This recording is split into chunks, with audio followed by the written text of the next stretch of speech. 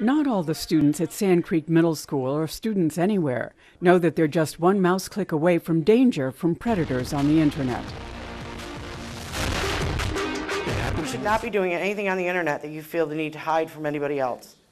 Most services will allow you. This presentation, put together by the state's Division of Criminal Justice Services, delivered by Kim Marie Victoria and shown at schools throughout the state, starts off with the story of Casey Renee Woody, a 13-year-old girl who made the fatal mistake of sharing personal information with 47-year-old David Fuller, who presented himself as an 18-year-old in a Christian chat room for teens.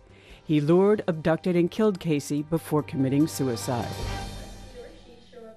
Victoria then played a video showing how, in just 20 minutes, someone can find out almost everything about you through your chat name in online user directories, from your full name to where you live, and even what you have for lunch at school. Email address and instant messenger account. You guys go through a rough time, and I know you don't feel like anybody understands, but you got to realize that the people that you know in real life are the people you need to talk to. Then there's the story of Amy, who developed an online relationship with someone, then ran away with him.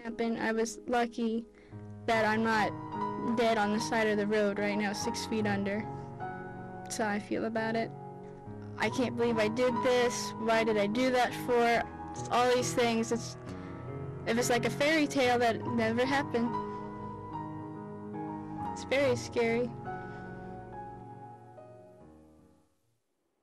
Survivor Diary shows that boys are victims too. And when it comes to bullying, students were urged to become friends, not bystanders, and let the bully know their behavior is unacceptable and report it. One key message in this presentation is that there's no such thing as a private conversation online, and friends may not really be friends at all. Information posted today could be used against you tomorrow as you apply for college or for a job. Sexting can also have serious consequences, as it did in the South Colony School District, when provocative photographs were shared and passed along until hundreds had seen them. There was a man named David Brott who opened up a Facebook page as a 19-year-old man, and he friend requested girls from Colony between the ages of 12 and 19. Once one girl accepted his friend request, he would like the same things as she liked and dislike what she didn't like, and then friend requested everyone on her friends list.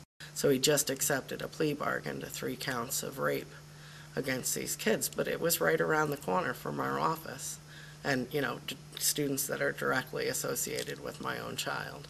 As an experiment after the presentation, Sand Creek principal David Perry asked Sam, one of the more popular boys in school, how many people he'd friended.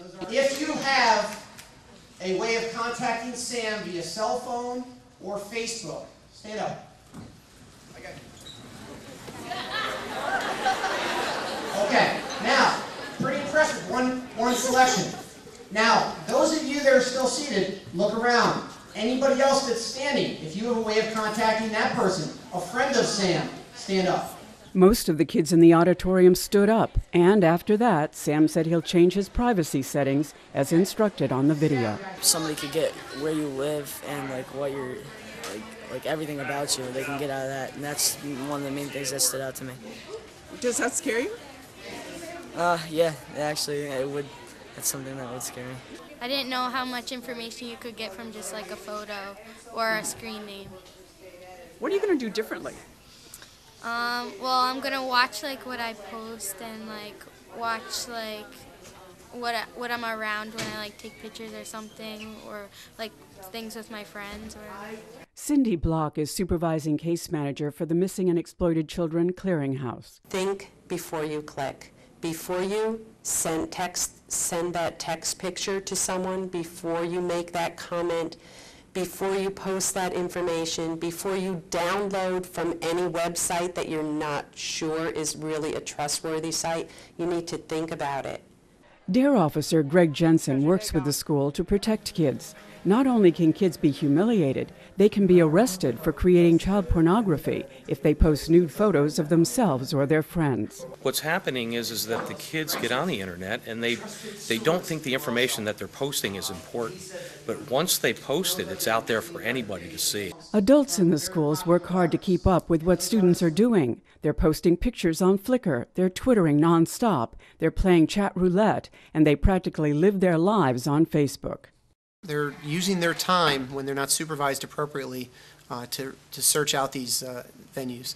The internet has great possibilities and great avenues to learning, but unfortunately, a lot of times the learning is in the direction of not academic basis. It's learning about the ills of the world.